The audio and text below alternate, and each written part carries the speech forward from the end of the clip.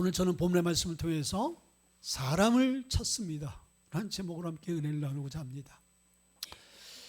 자, 어느 교회 집사님이 참 골프를 좋아하셨어요. 근데 이제 시간만 되어지고 일만 되어지면 골프장에 사시는 거예요. 그래서 이 목사님이 너무 속상해서 신방을 간 거예요. 집사님, 아니 주일날 교회 나오셔야지 어떻게 이렇게 골프장에서 하십니까?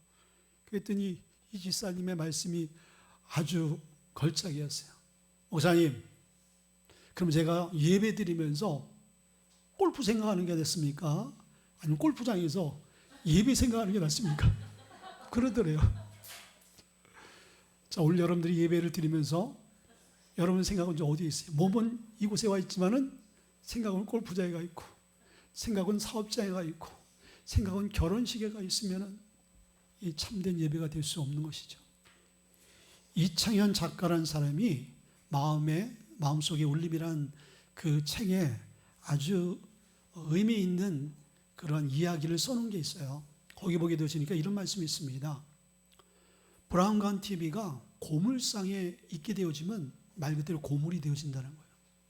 근데 이것이 예술가인 백남준 씨의 손에 이제 들려지게 되어지면은 그곳에 있게 되어지면 그것이 보물이 되어진다는 거예요.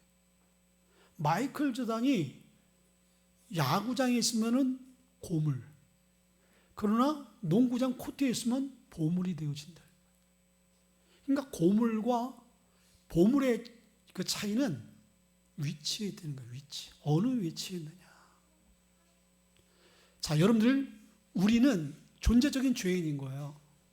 우리는 어딜 보나 예수님 아니고서는 우리는 죄인으로밖에 살 수밖에 없는 존재로 태어났어요. 그러나 예수님을 통해서 우리가 의롭다라고 인정을 받게 되어진 거예요.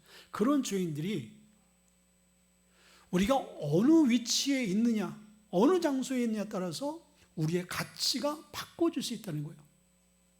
고물의 인생이 살 수가 있고 보물적 인생으로 살 수 있게 되어진다는 거예요. 자, 여러분들은 어느 위치에 있어요? 아무리 죄인일지라도 우리가 예배하는 경건한 자리에 있게 되어지면 하나님의 사람이 될 수 있는 거예요. 그러나 하나님의 사람일지라도 세속적이고 그리고 타락된 곳에 있게 되어지면 그 사람은요, 역시 보물적인 그런 하늘의 은혜를 누리며 살 수 없는 존재가 될 수밖에 없게 되어진다는 거예요. 예배가 참 중요합니다. 오늘 여러분들 이 자리에 앉아 있지만은 첫째는 여러분들이 이 자리에 앉아 있는 자체가 여러분들은 고물의 인생을 사는 것이 아니라 여러분들은 보물의 인생을 살 수 있는 기회를 하나님 주신 거예요. 근데 이곳에 앉아 있을지라도 여러분의 몸과 마음과 생각이 어디를 향하고 있느냐, 이것도 너무나 중요한 거예요. 자, 예배에 실패한 사람 치고 행복과 평안과 축복을 누린 사람 한 사람도 없어요. 자, 예배에 성공한 사람 치고 인생이 정말 좌절되어지고 불행한 인생을 살아가는 사람 없어요.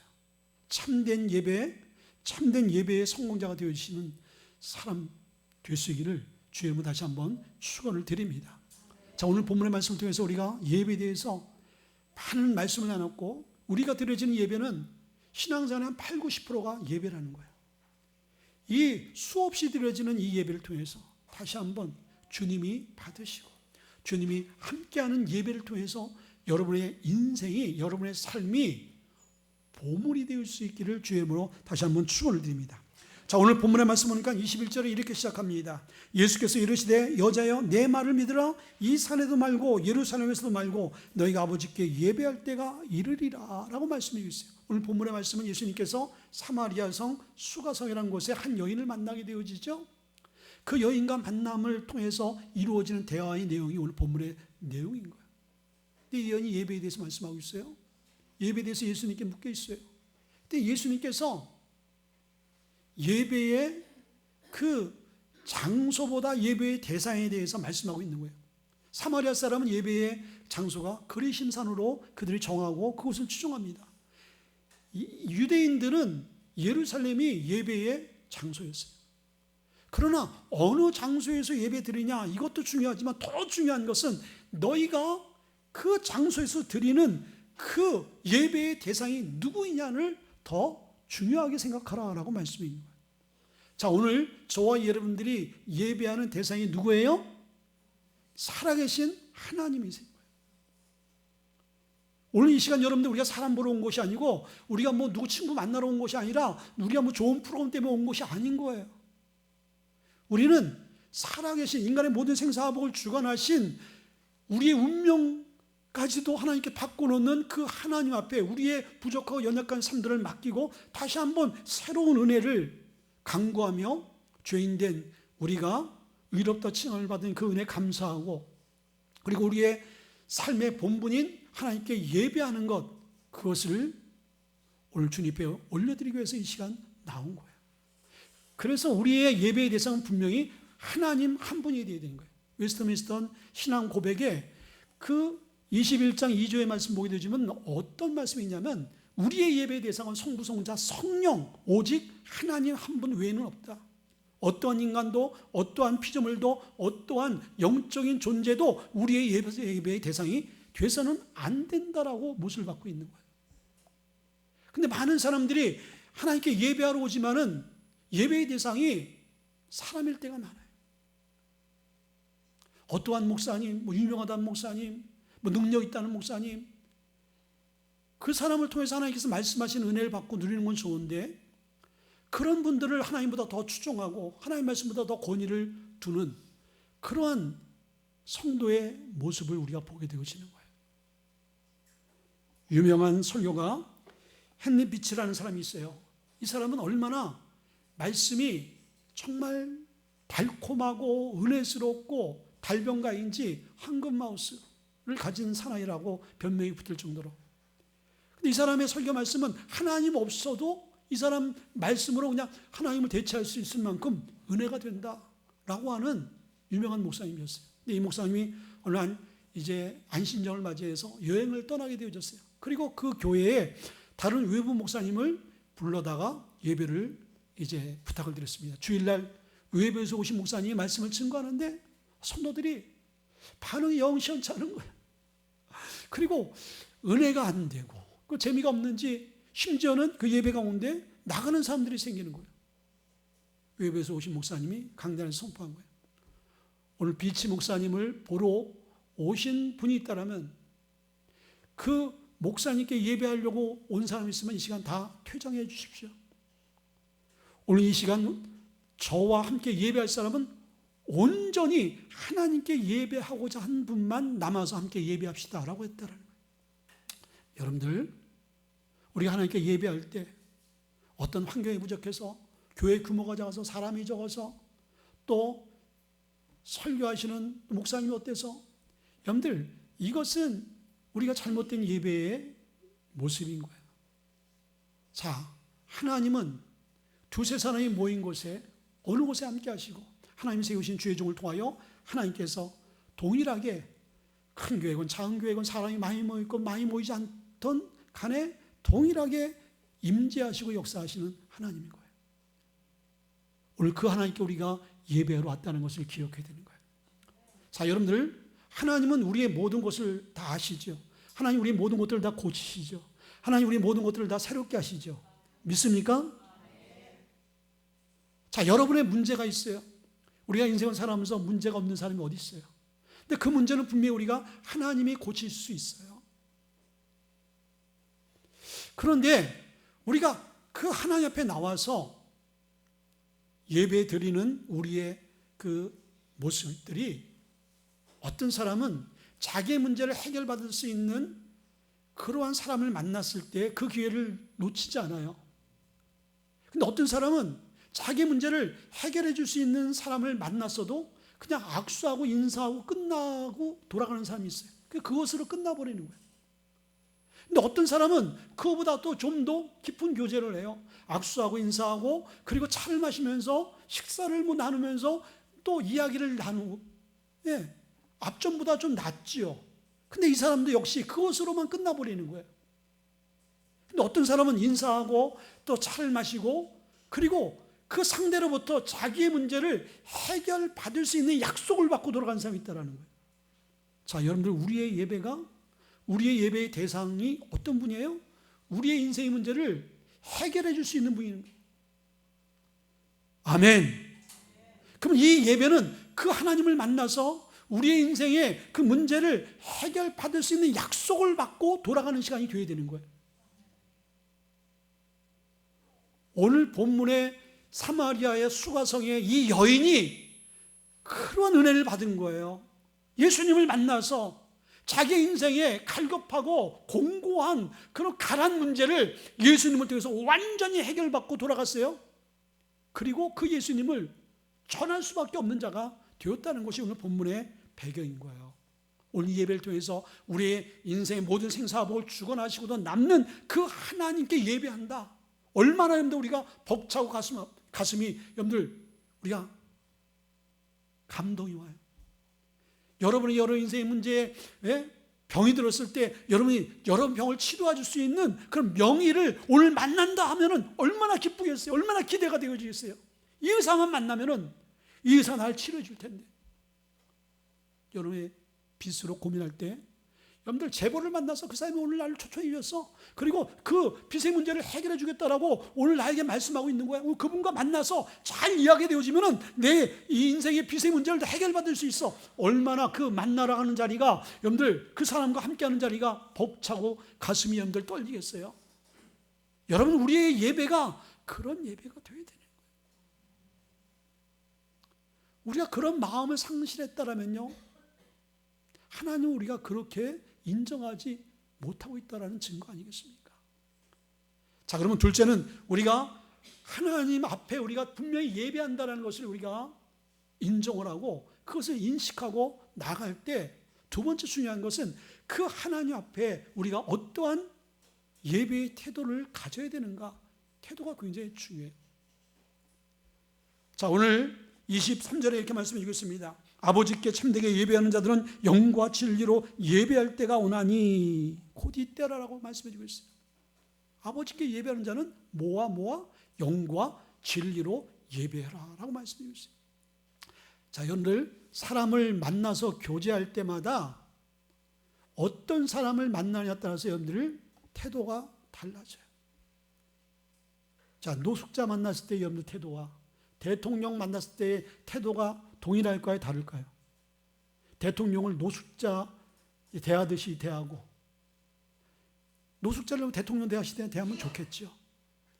사람에 따라서 환경에 따라서 그 사람의 직급에 따라서 우리가 관계하는 태도가 다를 수밖에 없게 되어지는 거예요.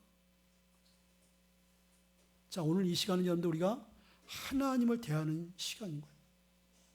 그럼 하나님을 대하는 시간에 우리의 태도는 어떻게 될까요? 진정과 신령으로 오늘 영과 진리로 예배하라는 거예요. 자, 여기서 영으로 우리가 예배하는 건 뭐예요? 자, 영으로 예배한다는 것의 의미는요, 성령 안에서의 예배를 의미하는 거예요.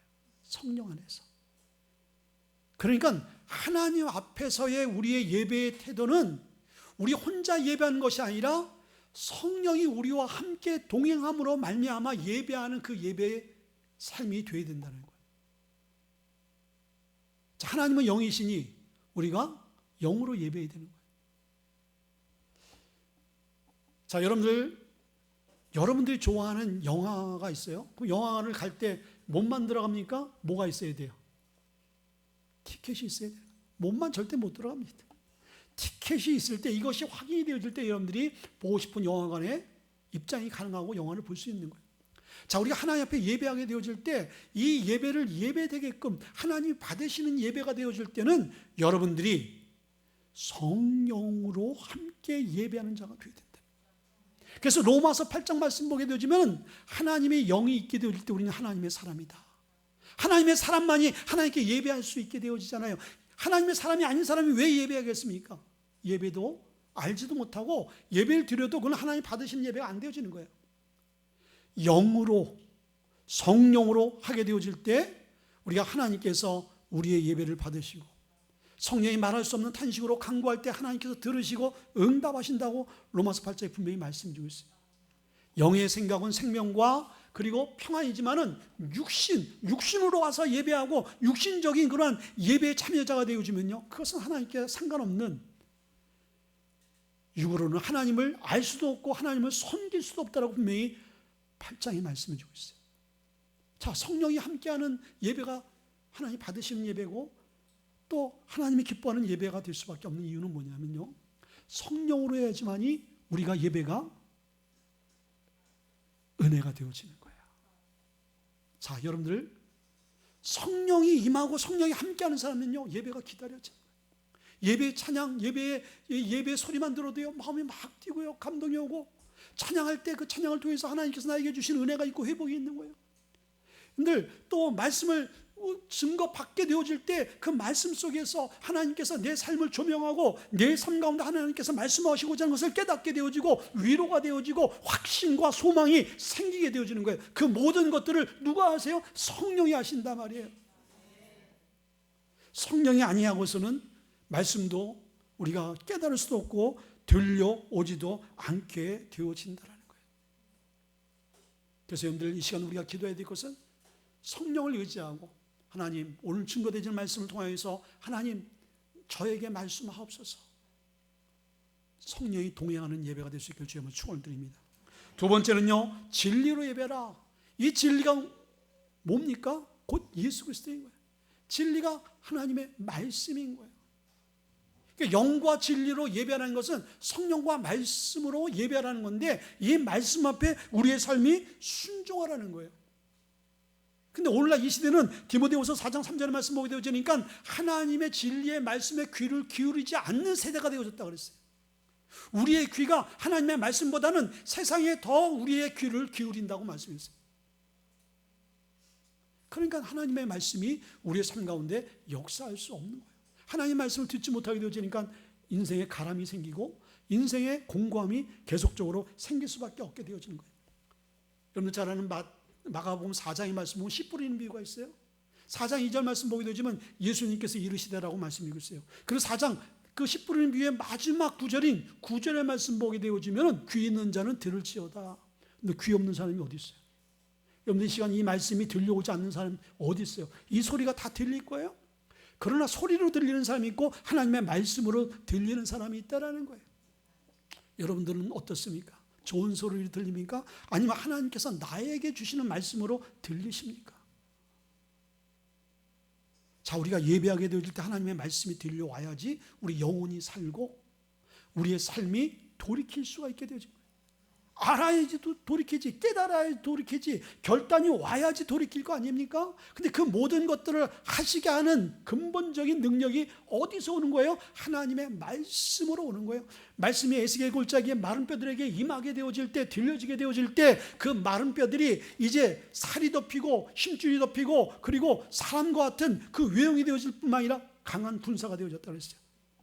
어떤 역사예요? 성령과 더불어 말씀이 그들에게 들어가게 되어질 때 여러분들, 말씀이 들려올 수 있기를 주의 이름으로 축원을 드려요. 말씀이 들려와야 살 수가 있게 되어지고, 말씀이 들려와야 하나님의 말씀 앞에 우리가 순종할 수 있게 되어지는 거예요. 아까 이시 사도행전 19장 말씀 보면 고넬료가 나오듯이 그 고넬료가 하나님의 말씀을 사모한 거예요. 하나님 그걸 하시고 베드로를 보냅니다. 그때 이 고넬료가 온 가족을 모아놓고 베드로 앞에 뭐라고 고백하냐? 말씀 없어서 우리들이 주의 말씀을 들을 준비를 하고 있습니다. 여러분들, 지금 터키의 그 난민 가정교회가 이런 예배를 드리고 있다는 거예요. 생명을 걸고, 그리고 그들이 주의 종들이 전해지는 말씀과 한국에서 선교사들이 오고 목사들이 오고 이러한 마음에 벅찬, 마치 고넬료가 베드로를 영접하듯이 그런 마음으로, 사모하는 마음으로 예배를 드려요. 우리도 그런 마음으로 예배를 드려야 돼요. 마르다와 마리아가 있잖아요. 마르다는 예수님을 섬기기 위해 열심히 했지만은 마리아는 어떻게 됐어요? 예수님의 말씀을 듣기 위해서 예수님 발밑에서 집중하며 주님을 향한 그 모습을 봤어요. 마르다가 예수님 일 시키게 좀 나를 도우라고 말씀해 주세요. 그랬더니 예수님께서 아니다, 마리아는 좋은 것을 선택했다라고 말씀해 주셨어요. 자, 여러분들, 우리가 이 말씀에 사모하는 저와 여러분의 삶이 되어질 때 하나님의 놀라운 역사가 우리의 삶 가운데 일어나는 거예요. 자, 사도행전 16장에 루디아 사건이 나와요. 루디아가 항변해서 예배하게 될 때 사도 바울이 그곳에서 함께 예배 처소를 찾다가 루디아를 만납니다. 근데 사도 바울이 말씀을 증거할 때 성령이, 주의 성령이 누디아의 마음을 열어서 그 말씀을 청종케 했다고 말씀해 주세요. 그 얘기는 뭐예요? 누디아가 하나님의 말씀을 들을 수 있도록 누가 도왔다? 성령이 도왔다는 거예요. 오늘 여러분의 말씀을 들으려면 하나님이 나를 돕고 계시는구나. 말씀이 한 길도 없고 한 길을 흘러가고 말씀이 여러분들 판단되어지고 말씀이 여러분들 전혀 들어오지 않으면 성령은 지금 나와 상관없구나. 역사하지 않으시구나. 여러분들 이렇게 생각하시면 답이 나올 수 있는 거예요. 자, 마지막은요. 하나님은 예배자를 찾으신다고 말씀해 주셨어요. 영과 진리로 하나님 앞에 하나님의 그 영광을 위하여 예배의 대상이 누군지를 알고 그 하나님 앞에 영과 진리로 예배한 자를 찾으신다고 말씀해 주고 있는데, 이 찾는다의 의미가 누가 보면 2장 말씀 보게 되어지면 어떤 사건이 나와요? 거기 말씀 보게 되어지면 이제 예수님께서 15살 되던 해에 6월절 행사를 드리러 예루살렘으로 올라갑니다. 나사렛에서 예루살렘 올라가요. 수많은 사람들이 예루살렘에 모였습니다. 그때 그의 부모 이제 마리아와 요셉은 예수님이 옆에 있는 줄 알고 하룻길을 가서 보니까 예수님이 없으셔. 4일을 찾아서 헤매다가 결국 예수님이 성전에 계신 것을 발견한 거예요.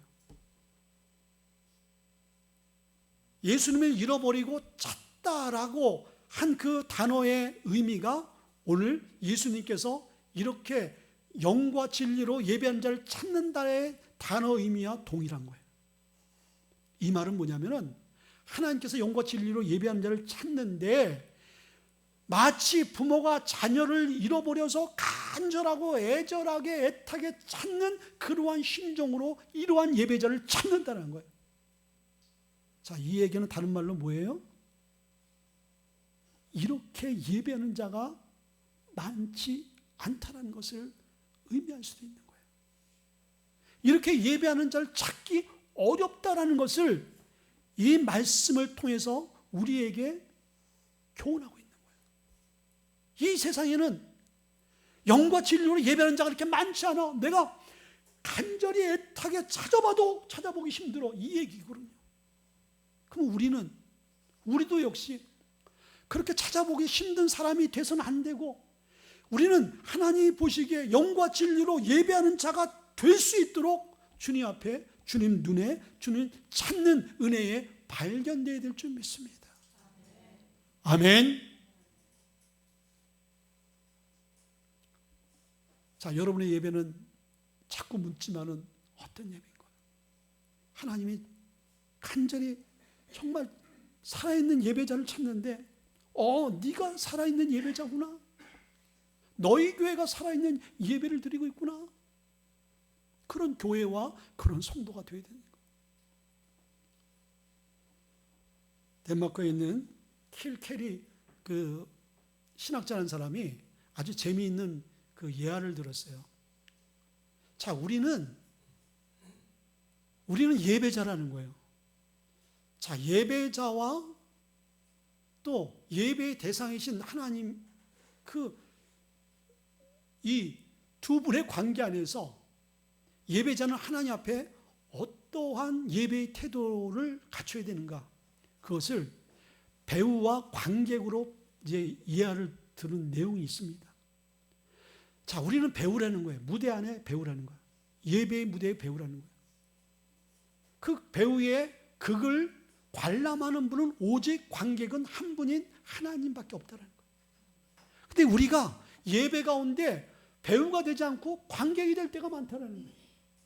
그리고 보고, 그리고 판단하고, 구경하고, 이것으로 끝나는 사람이 많다는 거예요. 자, 여러분들, 예배라는 것은 나 중심이 아니라 하나님 중심이고, 나를 기쁘게 하는 것이 아니라 하나님을 기쁘게 하는 것이 예배인 거예요. 그래서 그 예배를 하나님이 받으신단 말이에요. 근데 우리는 예배를 통해서 내가 기뻐지기를 원해. 내가 위로를 받아야 되고, 내가 뭔가 확신을 가져야 되고, 내가 뭔가 평안을 받아야 되고, 그리고 나에게 필요한 말씀이 딱 들려와야지만이 이 예배가 은혜스러운 예배고, 이 예배가 하나님 받으신 예배구나, 이렇게 착각할 때가 있는 거예요. 이건 뭐예요? 모든 기준이 다 내 중심이 되어지는 거예요. 그래서 나에게 필요하지 않는 말들은 안 들으려 하고 듣기 싫은 말들은 마음에 부담으로 시험으로 안고 가는 성도들이 있는 거예요. 이게 다 예배 잘못 드리는 거예요. 어떤 말씀이든 하나님의 말씀 앞에 우리가 예배자는 진리로 예배한다는 것은 그 말씀 앞에 순종하는 자인 거예요. 듣기 좋든 듣기 싫든 내가 그것을 거부하든 거부하지 않든 아멘으로 받아들여서 그렇게 살려고 순종하려고 몸부림치는 것이 예배자의 삶이라는 거예요. 자, 예배자는 배우요. 그리고 하나님은 관객이신 거예요. 하나님은 우리의 예배를 다 하나님께서 보시는 거예요. 여러분 예배를 보아서는 안 되는 거예요. 여러분 예배를 드려야 됩니다. 하나님만이 유일하게 예배를 보시는 거예요. 자, 그럼 배우의 자격이 어떤 자격을 가져야 돼요? 첫째, 배우는 늦지 말아야 된다는 거예요. 배우가 공연 시간이 6시간인데 6시인데 6시 30분에 배우가 왔어. 여러분들 그 공연이 진행이 될 수 있어요, 없어요? 없지요. 자, 우리가 하나님 앞에 예배하는 것이 이런 배우의 자세를 가져야 된다는 거예요. 하나님 앞에 늦지 않는다는 것은 준비하는 거예요. 모든 것을 다 철저하게. 청와대 문 대통령이 여러분들 초청했어. 30분 늦게 갈 수 있어요, 없어요? 아마 입장도 못 할 거예요. 초대교회 때 사도 요한 시대 때 그 예배 공동체가 있는데 예배 시간 늦게 되어지면 한 달간 예배를 드리지 못하게끔 정지시켰다는 거예요. 실제적으로 어느 교회 갔더니 거기는 예배 시간 좀 늦게 되어지니까 본당 문을 안 열어주더라고. 다 잠가버려요. 그 나머지 부속 건물에서 예배드리라고 하더라고. 그러니까 들어오지 말라는 거예요. 자리가 비어서도. 그 모든 근거가 뭐예요? 하나님 앞에 우리가 예배자의 그 자세가 기본으로 갖춰야 된다는 거예요. 두 번째, 여러분들 배우는 일찍까지 않잖아요. 공연이 끝나지 않는데 바쁘네? 가는 사람이 있어요, 없어요? 배우는요, 자기 가정 안에 초상이 났을지라도 그 공연 극이 다 끝난 다음에 갈 수가 있게 되어지는 거예요. 근데 예배를 드리다 보면은 축도할 때 없어지는 분들이 많아. 축도할 때 보니까 금방 앞에 계셨는데 없어져.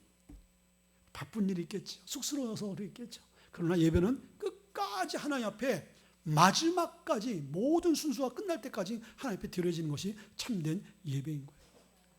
자, 배우는요 졸지 않아요. 조는 배우 봤어요? 실제적으로 어떤 지금 영화 배우인데 영화 배우들이 뭐 이렇게 연극을 많이 하잖아요. 에피소드를 얘기하는데 자기가 어느 대사를 쳐야 되는데 이제 누워서 이제 잠깐 잠자는 그런 이제 씬을 했대요. 근데 이 사람이 자고 거기서 그냥 잠이 들었대라는 거야.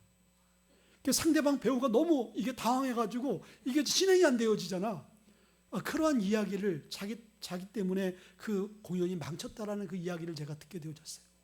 이런 일은 여러분들 거의 없지요. 모든 배우들은요 졸지 않습니다. 집중합니다. 여러분 예배 시간에 졸지 마셔야 되는 거예요.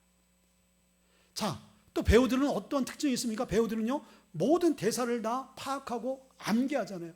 저는요 배우들 보면은 특별히 연극하는 배우들 보면요 우리 천로역전의 배우들 보면 참 그렇게 긴 대사들 1시간이 넘는 그 극을 다 소화하고 어쩌면 그렇게 다 그걸 암송하고 암기하는지 저는 좀 대단하다고 생각해요. 뭐 드라마 배우들도 마찬가지겠죠. 내 대사뿐만 아니라 상대방 그 배우의 대사까지 다 파악하고 있어야 되는 거잖아요. 이 말은 뭐냐면요 우리가 하나님의 앞에 예배자가 되어졌을 때 강단에서 선포되어지는 그 말씀을 우리는 어떻게 돼요? 놓치지 말아야 된다는 거예요. 하나님이 오늘 나에게 어떠한 말씀, 서론, 본론, 결론이 무엇인지를 여러분들 정확하게 기억할 수 있는 자가 되어야 되는 거예요. 근데 여러분들 솔직히 여러분의 삶의 그 모습을 통해서 들을 때는 그래 뭔가 쇼킹하고 들려왔는데 돌아서서 그래도 길지도 않아.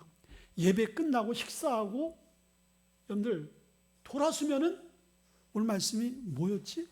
본문 제목도 잘 모를 때도 있고요. 그리고 본문이 어디인지도 잘 모를 때가 있고요. 오늘 서론, 본론, 결론 생각 안 날 때도 있어요. 그럼 여러분들은 어떻게 하신 거예요? 배우로서 여러분들 대사를 전혀 암송을 안 한 거예요. 기억을 안 한 거, 파악을 못한 거지. 그럼 여러분 배우예요, 배우 아니에요? 여러분 관객인 거예요. 그런 예배를 하나님께서 받으시지 않는다라는 거예요. 배우는요, 옷을 아무렇게 입지 않아요. 그게 맞는 옷을 입잖아요. 그렇죠? 장군이면 장군 옷을 입어야지 노숙자 옷을 입으면 되겠습니까? 자, 그러면 우리는 영적으로 하나님 앞에 예배하게 되어질 때 세상의 누독이 그러한 죄악된 옷을 입고 나와서는 안 되는 거예요. 주님의 거룩한 옷을 입어야 되는 거예요. 그뿐만 아니라 여러분들 육신의 옷도 여러분들 입어야 되는 거예요. 우리가 이제 옷을 편하게 입고, 저는 뭐 주중에 우리가 큐티 말씀을 전할 때는 옷을 편하게 입고 오잖아요. 주일날 제외하고. 그러다 보니까 여러분들이 목사님도 옷을 저렇게 편하게 입으니까 우리도 뭐 주일날 편하게 입고. 여러분들 주일날만큼은 좀 깨끗하게 갖춰 입고 오세요. 좋은 옷 얘기하는 게 아니고요. 여러분들 이 옷이, 여러분들 이게 25,000원짜리 옷인 거예요. 그냥 여러분들 값어치를 다 떠나서 깨끗한 옷을 입고 오면요, 그건 하나님 앞에 배우로서의 자기의 역할에 맞는 옷을 올려드리는 것 같이, 우리도 하나님 앞에 육신의 옷도요, 정결하고 깨끗하고 예의 바르게 옷을 입고 오면요, 하나님 기뻐하고, 예수 믿지 않는 사람들이 봤을 때도 그 모습이 아름다운 거예요. 여러분들 발바닥 공원에 보게 되면 여호와의 증인들이 있어요. 참 대단하지 않습니까? 눈이 오나 비거나 그 사람들은요, 그 자리에 그 부스를 딱, 근데 그 부스가 이제는 여러분들 인천공항에도 있어요. 인천공항에서 나올 때 보면 그 옆에 부스를, 우리가 한참 더울 때, 올해 한참 더울 때 막 한국에 딱 나오니까요, 동남아 같이 훅 하는 그냥 열기가 입에 들어오는데, 그 더운 날 어떤 청년과 자매가 거기 횡단보도 옆에서 그 부스 앞에 딱 서 있더라고요. 그리고 그 사람들은요, 얼마나 옷을 정결하게 그리고 말끔하게 옷을 입고 있는지 몰라요. 깨끗하게. 이단이지만요, 보기 좋잖아요. 그리고 여러분들, 여기 우리 동네에서 이단들, 하나님의 교회, 그리고 신천지 자매들이 여러분들 포교를 하는데, 자매들이 다 모델급이야. 얘네들이 그 작전을 쓰나 봐. 키들도 막 1m 한 70 되어지고요, 그냥 옷들도요, 옷을 모델같이 입고 다녀요. 그럼 예수 믿지 않는 사람들이 딱 봤을 때 호감이 가겠어요, 안 가겠어요? 근데 정통 우리 예수 믿는 사람들은 진짜 거지꼬라지가 하면서 예수 믿으세요 하면은, 여러분들 그 안에 참된 복음이 있지만은 그 보여지는 외형을 통해서 예수님에 대해서 호감을 갖겠어, 안 갖겠어? 안 갖는단 말이에요. 그래서 여러분들 비싼 옷을 입으라는 게 아니에요. 싼 옷을 입더라도 깨끗한 옷을 입고 하나님 앞에 예배할 수 있기를 주의 이름으로 축원드립니다. 마지막은요, 이 배우의 포커스는 뭐예요? 관중들의 마음을 사로잡는 거예요. 그렇죠? 여러분들 배우나 특별히 뭐 탤런트들은요, 시청자들이나 관객들에게 사랑을 받아야지 유명한 배우가 될 수가 있잖아요. 실제적으로 그것을 그 사랑받기 위해서 최선을 다하잖아요, 그들은요. 그래서 뭐 송강호라는 그분은 뭐 유럽이나 외국에서도요, 송강호를 알더라고요. 뭐 유튜브에 보면 내가 너무 좋아하는 배우다. 우리는 좋아하는 배우면 헐리우드 뭐 유명한 배우도 그 사람들만 세계 사람들이 알아줄 줄 알았는데, 한국 배우도요, 개성파고 연기를 잘하니까요, 세상에 인정해 주더라고요. 뭐예요? 우리는 연기자잖아요. 우리는 배우잖아요. 그럼 누구를 감동시켜야 되는 거예요? 관객이신 하나님을 감동시켜야 되는 거예요. 어느 식당에 갔더니 밥을 먹었어. 그랬더니 10,000원 주고 먹었는데, 야, 진짜 너무 아까운 거야. 10,000원의 값어치를 못해. 내가 다시는 여기 오나 보라. 그리고 가려는 사람들 다 막지 않겠어요? 자, 하나님의 관객으로서 배우의 연기를 보는데 아주 형편없어. 전혀 눈에 들어오지도 않고 감동도 안 되어주고, 제가 지금 뭐 하는 건가? 쟤를 지금 왜 세웠어? 그런 여러분들 배우가 되어진다면 어떻게 하겠어요? 우리의 예배가 그런 예배가 있다는, 하나님께서 구약에 보게 되시면은 너의 예배 구역질 난다. 너 드리지 마라. 예수님께서 구약시대 때 예배자들에게 그렇게 말씀하셨어요. 여러분들, 우리가 집중하지 않고 우리가 주님 앞에 영과 진리로 예배하지 않게 되지만 이런 예배자가 될 수밖에 없게 되어지는 거예요. 말씀을 맺겠어요. 여러분들, 야곱과에서의 이야기를 잘 알잖아요. 야곱이 장자권을 뺏었잖아요. 에서가 팥죽 한 그릇에 장자권을 넘겼잖아요. 우리는 그 장자권에 그냥 경제적인 장자권을 넘겨 것만 우리는 보게 되어지고 이해하게 되죠. 근데 이 장자권 안에 너무나 중요한 것은 뭐냐면 그 장자권 안에 예배권이 있다라는 거예요. 그러니까 에서가 하나님 앞에 버림받을 수밖에 없게 되어진 것은 이 에서가 하나님께서 허락한 그 장자의 예배권의 특별한 그 특권을 경홀히 여긴 거예요.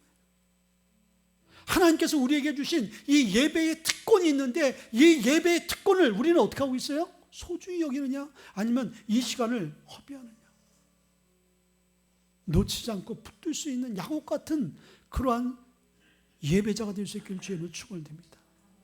예배를 통해서 수가성 여인이 그의 인생에 공고한 모든 목말랐던 문제들이 예배의 대상이신 그 예수님을 만남으로 말미암아 완전히 해결되어지고 그리고 평안과 기쁨으로 만족과 감사로 주님 앞에 오늘 찬양드리는 모습이 오늘 예배자의 모습입니다. 저와 여러분들이 그러한 삶을 살 수 있기를 다시 한번 주의 이름으로 축원을 드립니다. 기도하겠습니다.